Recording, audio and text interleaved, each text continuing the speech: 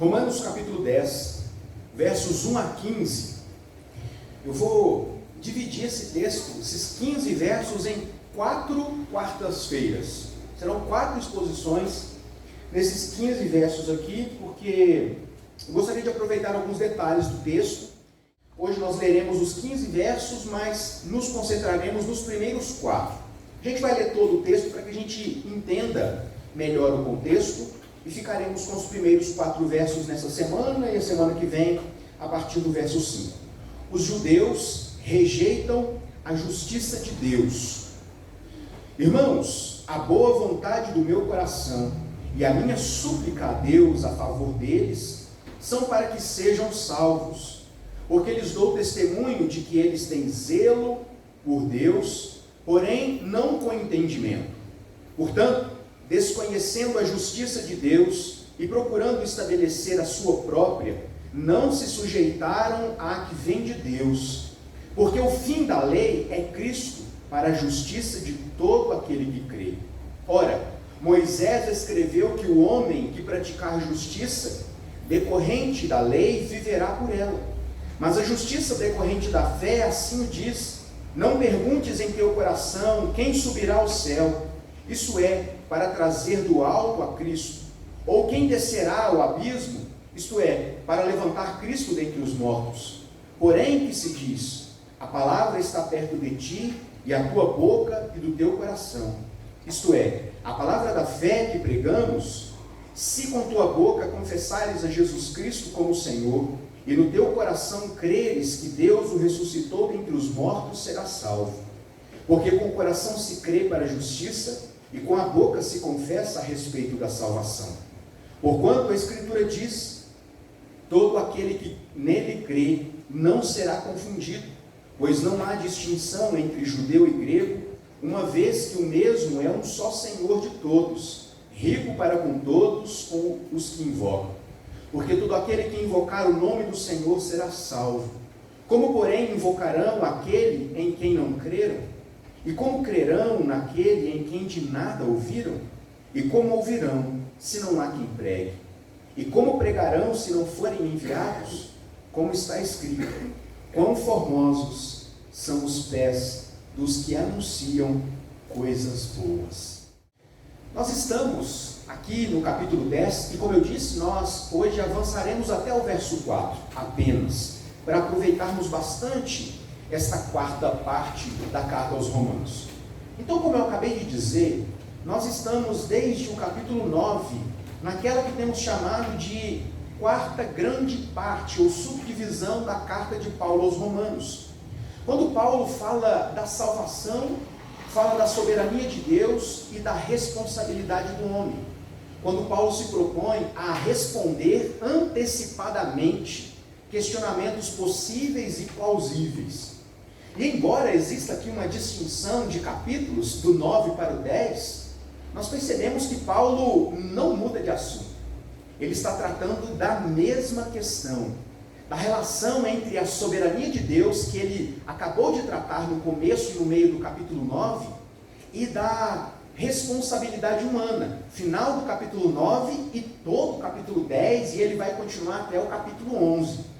Então, meus irmãos, é importante que nós olhemos para este texto, considerando que Paulo está explicando que os judeus são sim responsáveis pela sua condenação, embora Deus seja soberano na eleição. Uma coisa não invalida a outra. E nós chegamos então, neste momento, aqui no começo do capítulo 10, quando Paulo fala que os judeus, eles não apenas foram relapsos para com a lei, eles rejeitaram a justiça de Deus. E é importante perceber que Paulo não está dizendo que os judeus rejeitaram a justiça, que os judeus rejeitaram a salvação, mas que os judeus rejeitaram a justiça que provém de Deus e a salvação que provém do Senhor. Então Paulo começa o capítulo 10 com a seguinte informação.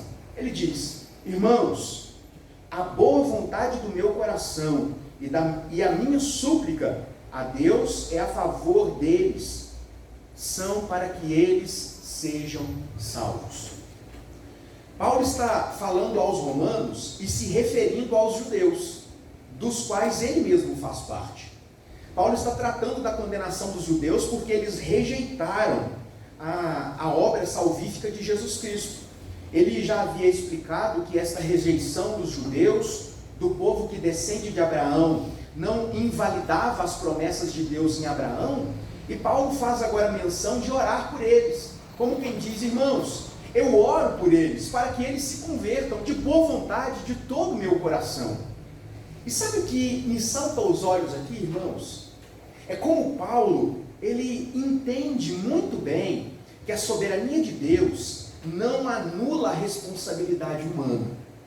Pense comigo, no capítulo 9, Paulo está pregando a eleição, a doutrina que versa a respeito de Deus escolher e decretar aqueles que serão salvos, aqueles que Deus há de quebrantar o coração, aqueles que Deus buscará e aplicará sua graça na ação do Espírito Santo.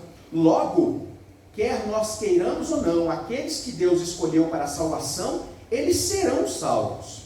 Muito bem, isso é um ato soberano de Deus, da boa vontade de Deus. Mas é interessante perceber que no capítulo 10, a gente entende que Paulo não via conflito nessa soberania de Deus e na nossa responsabilidade enquanto cristãos de orar, de interceder e de pregar para todas as pessoas. Porque sabe, irmãos, algumas pessoas rejeitam a doutrina da eleição, em primeiro lugar, porque desconhecem biblicamente o seu significado. Em segundo lugar, porque não desejam conhecer. E em terceiro lugar, porque segundo um grupo de pessoas, a doutrina da eleição invalida a obra missionária. Porque o pensamento é o seguinte: se Deus já escolheu quem Ele vai salvar, e Ele vai salvar independentemente daquilo que o homem fizer ou deixar de fazer, por que a gente vai fazer missão? Por que a gente deve orar para que os nossos filhos se convertam ao Senhor? Porque se eles foram eleitos, eles vão crer. É justamente o contrário desse pensamento. Quando nós olhamos para a doutrina da eleição e para o estado de um mundo caído, é exatamente isso que deve alimentar o nosso coração. E Calvino, ele fez uma distinção nas Institutas muito interessante a esse respeito. A doutrina da eleição é aquilo que deve encorajar, impulsionar o coração de cada cristão a pregar o Evangelho. Porque quando nós olhamos para o mundo, nós percebemos como nós pregamos domingo, né? O mundo não conhece a Deus. Eles estão servindo a muitos ídolos e o Deus verdadeiro, que provê de fato salvação, não é conhecido de muitas pessoas. E muitas pessoas não querem a Deus, não buscam a Deus. E diante desse cenário de completo afastamento, nós poderíamos dizer: o mundo está perdido. Ninguém crerá, ninguém se converterá, ninguém confessará os seus pecados. Em parte isso seria verdade, se Deus não estivesse escolhido aqueles a quem Ele ia salvar. É justamente porque nós cremos que pessoas crerão pelo anúncio da pregação é que nós temos que pregar. Pela sua soberana e sábia vontade, Deus não nos deu o CPF, o telefone, o endereço dos seus eleitos. Você sabe quem de fato vai crer por meio da sua pregação? Fernanda, Dona Maria, Romeu, você sabe? Eu não sei. E é exatamente por isso que a Bíblia diz que nós devemos pregar a todas as pessoas. Todas as pessoas. Então, Paulo está nos ensinando no capítulo 10, e é por isso que eu quero ir com bastante calma nele, que não existe conflito aqui, irmãos. Muitas vezes as pessoas dizem: você está tudo decidido, é o fatalista, né? Se está tudo decidido, eu posso cruzar os meus braços e deixar as coisas como estão. É exatamente o contrário. Uma coisa não invalida a outra. O mesmo Paulo que defendeu a soberania de Deus na eleição e na salvação, agora diz que ora intensamente, de boa vontade, pela conversão daqueles que rejeitaram a salvação. Isso nos ajuda a entender, irmãos, algo muito importante que Martinho Lutero gostava de dizer: enquanto houver vida, há esperança. Nós não sabemos aqueles que de fato são e serão de Deus. É por isso isso que nós devemos pregar o Evangelho, anunciar a mensagem da salvação a todas as pessoas, indistintamente. E no seu tempo, do seu jeito, Deus há de agir na força, na ação do Espírito Santo. Então, no começo do capítulo 10, nós já aprendemos de cara esta lição. Por que nós devemos evangelizar? Primeiro, por obediência. O Senhor Jesus nos comissionou a esse ministério. Ide e pregai o Evangelho. Ah, Senhor, mas o Senhor já vai salvar quem vai salvar? Pois é, mas eu escolhi fazer isso por meio da pregação da igreja.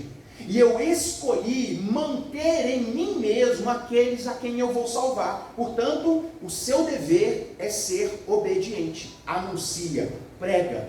Como nós dissemos na semana passada, Paulo em Atenas, ele pregou o Evangelho para todos os filósofos, para os epicureus, para um outro grupo de filósofos que ali estavam. Muitos riram dele, muitos desdenharam de Paulo, chamaram de tagarela. Mas é importante que no final do texto a gente percebe que um pequeno contingente daqueles que o ouviam aderiram a Paulo, e mais do que isso, eles creram na mensagem que Paulo pregou. Isso se chama eficácia da ação do Espírito Santo na salvação daqueles que creem. Por isso, irmãos, a despeito de um mundo perdido, caído, a despeito de Deus ter os seus eleitos, nós devemos constantemente colocar os nossos joelhos no chão. Nós devemos orar pelos nossos familiares. Nós temos testemunhos de mães que oraram a vida inteira pela conversão dos seus filhos, de pessoas que oraram, irmãos, muitos anos para a transformação de pessoas que elas conheciam. E nós devemos olhar para esse texto e nos sentirmos encorajados a isso. Não somos nós, não é o nosso discurso, não é a nossa capacidade de explicar o texto bíblico, mas é a ação do Espírito Santo que convence o coração do pecador.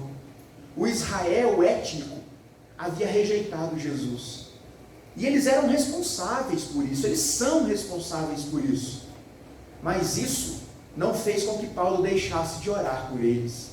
E ele começa dizendo: de boa vontade eu suplico para que eles sejam salvos. Verso 2 ele continua: porque lhes dou testemunho de que eles têm zelo por Deus, porém não com entendimento. É interessante, irmãos, quando nós olhamos para o judaísmo, a gente percebe sinceridade na religiosidade deles. Sabe por quê? O judeu, ele é sincero naquilo que ele faz. O problema é que não existe entendimento das coisas de Deus nas suas atividades. Então é importante que nós tenhamos isso claro no nosso coração. Fazer as coisas com sinceridade não significa fazer as coisas que serão aprovadas por Deus. Existem muitas pessoas que estão cultuando ídolos que não podem fazer nada, que têm boca, mas não falam, que têm ouvidos, mas não ouvem, que realizam longas caminhadas buscando honrar essas pseudo-divindades com sinceridade no coração, com uma espécie de fé devota no coração. Mas porque não há conhecimento do Evangelho que salva por graça, esta sinceridade não é transformada em aprovação diante de Deus. E esse já era o caso dos judeus. Vamos lembrar a história? Eles saem do Egito, e Deus então se revela a eles como quem deseja mostrar a eles que eles precisavam de salvação. E o que Deus faz para fazer isso?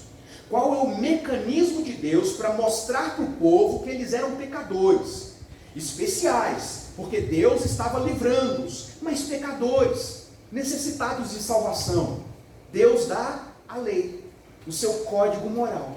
Deus entrega a Moisés uma série de preceitos que deveria atestar no coração do povo de que lhes era incapaz prover salvação por conta própria. Ao olhar para o decálogo, para o código moral de Deus, a percepção, o entendimento deveria ser: eu não posso me justificar, eu não consigo ser bom o suficiente. Este era o entendimento da lei. A lei nos foi dada para mostrar como nós somos pecadores. E a partir do entendimento e da compreensão do nosso estado de depravação, a lei nos encaminha para Jesus. A gente vai ver ao longo das próximas semanas que, na verdade, em Moisés, Deus estava apresentando Jesus para o povo. Mas o que eles fizeram? Então é a lei, ótimo. Eu serei bom o suficiente, a ponto de guardar essa lei no meu coração. E por causa do cumprimento da lei, eu me tornarei justo diante de Deus. Eles eram sinceros, zelosos, irmãos. O judeu era aquele religioso, Caxias, raiz, sabe? Aquele que não dava margem para coisas mais ou menos bem feitas. Você quer um exemplo disso? Quando a gente abre, vamos fazer isso? Exercício aqui, ó. Abre sua Bíblia em Isaías capítulo 1. Olha um bom exemplo de zelo dissociado de entendimento. Isaías capítulo 1.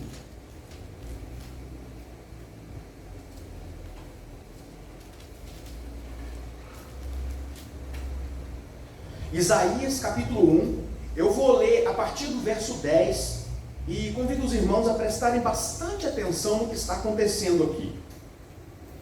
Isaías capítulo 1, verso 10 em diante. Condenado o culto hipócrita, ou seja, um culto mentiroso.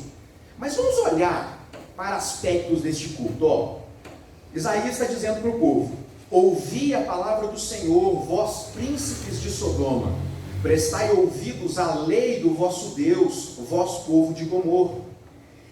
De que me serve a mim a multidão dos vossos sacrifícios? Diz o Senhor. Estou farto dos holocaustos de carneiros e de gordura de animais cevados, e não me agrado do sangue de novilhos, nem de cordeiros, nem de bodes. Quando vindes a mim para comparecer perante mim, quem vos requereu o só pisardes dos meus átrios? Não continueis a trazer ofertas vãs, o incenso é para mim abominação. Também as festas da lua nova, os sábados e a convocação das congregações. Não posso suportar iniquidade associada ao ajuntamento solene. As vossas festas da lua nova e as vossas solenidades, a minha alma as aborrece. Já me são pesadas, estou cansado de as sofrer. Pelo que quando estendeis as vossas mãos, escondo de vós os olhos. Sim, quando multiplicais as vossas orações, não as ouço, porque as vossas mãos estão cheias de sangue. Lavai-vos, purificai-vos, tirai a maldade dos vossos atos diante dos meus olhos. Cessai de fazer o mal, aprendei a fazer o bem, atendei a justiça, repreendei o opressor, defendei o direito do órfão e pleiteai a causa das viúvas. Irmãos, o contexto de Isaías é um contexto de zelo pela religião, mas um contexto também de desprezo pela essência da adoração. Então perceba que o que Deus está condenando em Isaías é exatamente aquilo que Levíticos está dizendo como ordenança cerimonial para o povo. Deus está dizendo: eu não suporto o culto de vocês, eu não suporto, do que me adianta a multidão dos vossos sacrifícios. E o desavisado, quando lê esse texto, pode interpretá-lo erroneamente da seguinte maneira: o povo não deveria fazer sacrifício, o povo não deveria estar no templo, o povo não deveria fazer a festa da lua nova, o povo não deveria estar em ajuntamento solene, como se o problema fossem estas coisas. Não era. O povo era zeloso para com os preceitos levíticos, para com as ordenanças, tanto cerimoniais, de culto, bem como as questões relacionadas à dieta, aos sacrifícios. E todas estas coisas estavam previstas lá em Levíticos, como lei cerimonial, que deveriam ser observadas. Então, ao longo do tempo, o povo se manteve zeloso pelo culto a Deus. E aí, naquele contexto de Isaías, Deus está condenando o culto, como quem diz: olha, eu não quero isso não. Eu escondo a ideia que a imagem que Deus nos dá por meio de Isaías é como se Deus virasse a sua face para não ver, para não ouvir aquilo que era feito com zelo, com sinceridade, mas desprovido de verdade e conhecimento. Qual era, irmãos, ou pelo menos qual deveria ser a motivação do culto? Qual deveria ser a motivação do ajuntamento solene, senão a glória de Deus, a transformação de vida? Um povo que é nação santa, um povo escolhido, chamado para ser testemunho às nações, mas que estavam vivendo exatamente como os povos pagãos. Aqui a imagem de mãos sujas de sangue significa um povo contaminado, um povo que não se converteu ao Senhor, mas se dobrou à cultura. E quando nós voltamos agora para Romanos capítulo 10, é exatamente este o cenário que é apresentado pelo apóstolo Paulo. Porque os israelitas, etnicamente falando, eles cultuavam a Deus, buscavam a salvação e a justificação com muito zelo. Quando a gente olha, por exemplo, para a figura do próprio apóstolo Paulo, fariseu convicto, quando Paulo perseguiu a igreja, quando Paulo buscou autorização dos religiosos para perseguir a igreja, quando ele consentiu na morte de Estevão, Paulo fazia isso por zelo, só que desprovido de conhecimento. Eles não foram capazes de ver Jesus na lei, e por isso, irmãos, eles se afastaram de Deus. O que nós tiramos de lição aqui para nós? Que sinceridade não produz justiça. Nós podemos ser muito sinceros naquilo que nós fazemos, mas se nós fazemos algo desprovido de conhecimento, e que conhecimento que nós estamos nos referindo aqui? Conhecimento de Deus.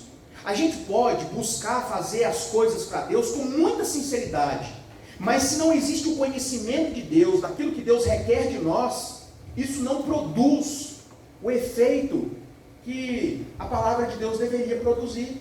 É por isso que a gente vê muitas distorções acontecendo nas igrejas evangélicas mesmo, por ignorância. As pessoas fazem determinadas coisas, cultos de campanha disso, campanha daquilo, culto de libertação do demônio X, Y, Z, tais e tais coisas. A gente percebe que em muitos corações existe sinceridade naquilo que estão fazendo.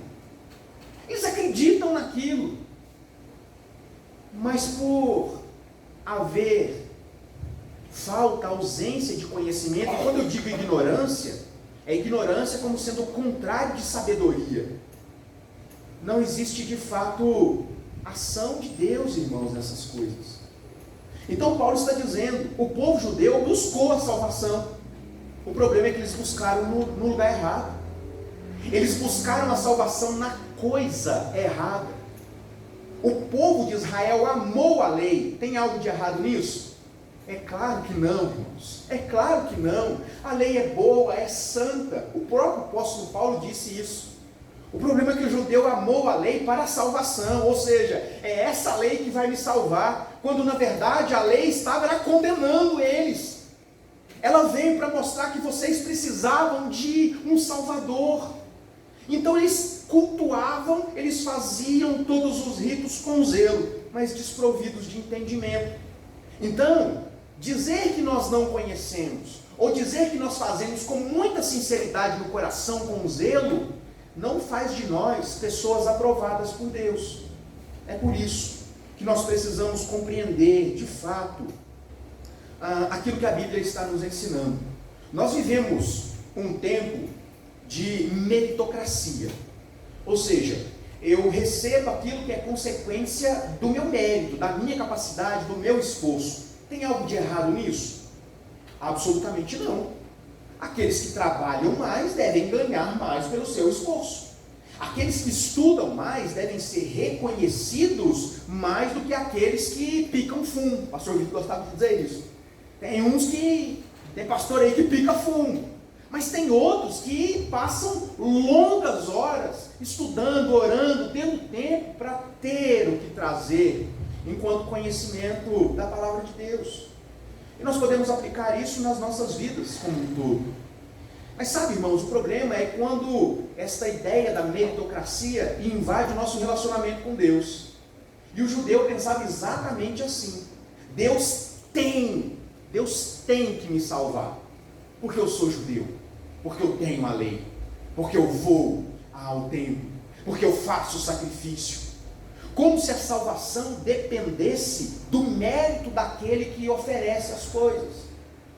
E Paulo está desconstruindo essa ideia, dizendo: olha, eles eram zelosos, eles buscavam fazer a coisa direitinho, só que eles buscaram salvação, onde salvação, justificação, não pode ser encontrada. Porém, embora com zelo, desprovido de entendimento. E aí ele continua, verso 3: porquanto, desconhecendo a justiça de Deus e procurando estabelecer a sua própria, não se sujeitaram à que vem de Deus. Irmãos, a questão é a seguinte: ou eu creio na salvação pela graça, ou eu creio numa religião que eu criei para mim mesmo. Ou eu creio que a justificação é por meio de Cristo e do seu sacrifício, da sua santidade, do seu amor, ou eu estou criando um novo mecanismo para prover salvação. É exatamente este o problema dos judeus. E sabe o que é pior, irmãos? É exatamente este o problema que nós enfrentamos nos dias atuais, e enfrentaremos até o nosso último dia aqui. Porque o homem, o ser humano, ele sente a necessidade de justificação.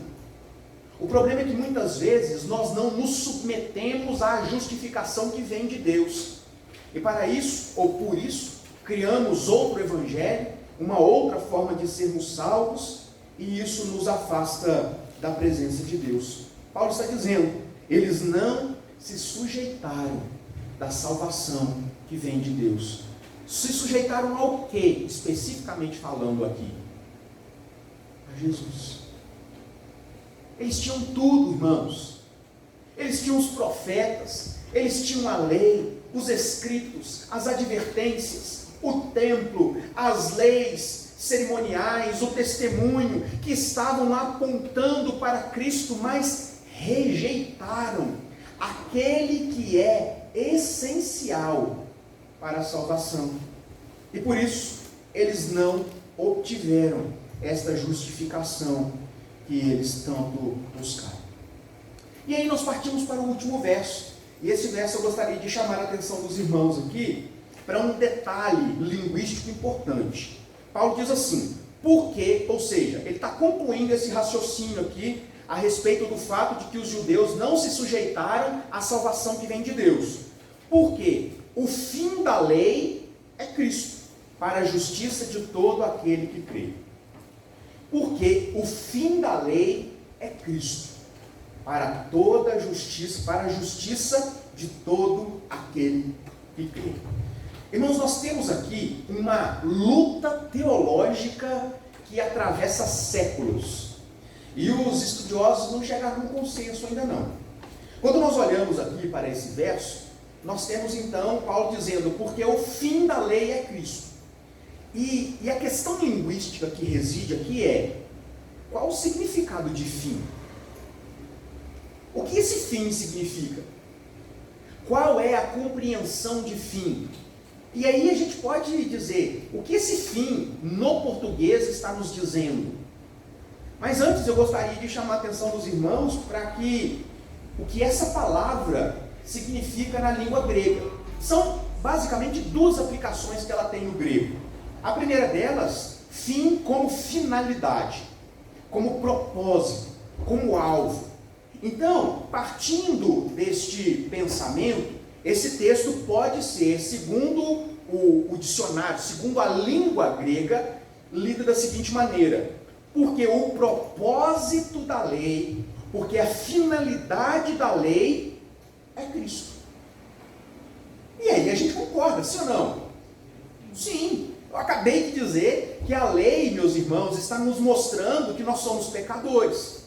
Portanto, o propósito da lei é nos mostrar que nós precisamos de salvação. E, portanto, já que nós precisamos de salvação, a lei está nos mostrando, nos empurrando a Cristo, ao entendimento de que nós precisamos de alguém que nos salve. Sabe, no seriado Chapolin Colorado, e agora, quem poderá nos defender? A lei deveria gerar essa dúvida no nosso coração. E agora, quem poderá nos defender? E aí a lei está dizendo, Jesus, o Messias, o próprio Deus que se encarna. Pois bem, mas no grego não significa apenas propósito e finalidade.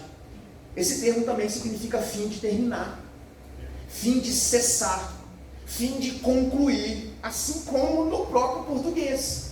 Nós podemos ler fim como finalidade e podemos ler fim como término. E aí nós temos uma outra ala teológica que está defendendo. Por quê? O término da lei, o cessar da lei é Cristo. Você concorda com isso? É sim também. Ô irmão, mas aí como é que a gente faz? Não existe acordo entre os pensadores a respeito da definição desse texto. E por isso, eu gostaria de propor aqui a nossa compreensão, porque isso fará muita diferença a partir de tudo que a gente lê a respeito da relação de Jesus com a lei, da seguinte maneira. Eu acho que uma coisa não anula a outra. Eu continuo afirmando, como existe uma série de pensadores dos quais eu faço parte, que a finalidade da lei era apontar para Cristo mesmo. A finalidade da lei era nos mostrar que nós precisamos de Jesus.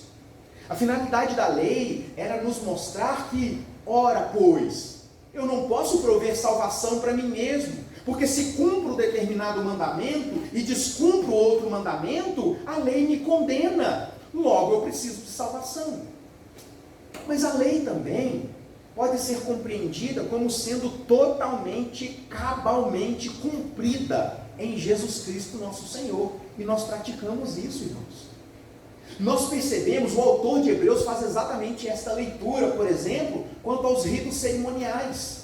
Jesus, ele é o sacrifício superior, e esta é a razão pela qual nós não apenas precisamos, como não devemos oferecer sacrifícios de animais, verter sangue, como acontecia no Antigo Testamento, porque o Cordeiro Superior se entregou, e diferente, essa é a teologia de Hebreus, e diferente dos sacrifícios do Antigo Testamento, que precisavam ser repetidos, este é suficiente para pagar, remir pecados de antes, do tempo presente e do futuro.